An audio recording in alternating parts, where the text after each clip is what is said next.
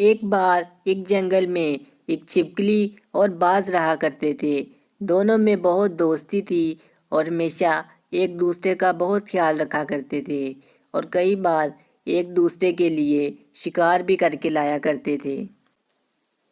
اسی طرح ایک دن باز آرام سے بیٹھا ہوا تھا کہ چھپکلی بہت خوشی سے دوڑی دوڑی باز کے پاس آئی۔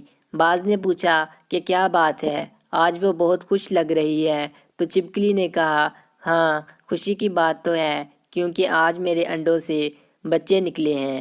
باز نے اس کو مبارک دی اور اس سے پوچھا کہ مجھے اپنے بچوں کے بارے میں بتاؤ، تاکہ میں جب اگلی بار شکار کرنے جاؤں تو کہیں غلطی سے تمہارے بچوں کو نہ کھا جاؤں۔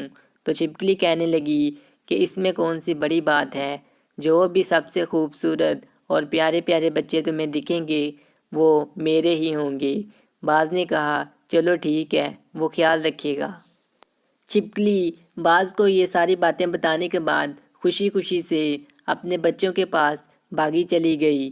کچھ دنوں بعد باز کو جب بھوک لگی تو وہ جنگل میں ادھر ادھر اڑنے لگا۔ اچانک اس کی نظر ایک درخت کے نیچے پڑی جہاں پہ کسی جانور کے کوئی بچے بیٹھے ہوئے تھے۔ اس نے دیکھا کہ یہ تو اس کی دوست کے بچے نہیں لگ رہے، چلو ان کو شکار بنا لیتا ہوں۔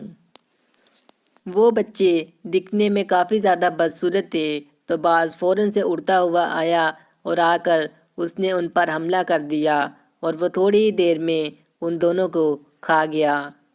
تھوڑی دیر بعد جب چھپکلی وہاں پہ آئی تو اس نے دیکھا کہ باز اس کے بچوں کو کھا گیا ہے، جس پر کہ چھپکلی بہت زیادہ غصہ ہوئی اور یہ سب دیکھ کر باز وہاں سے فوراً سے اڑ گیا اور اسے آگے سے کچھ بھی نہ کہا۔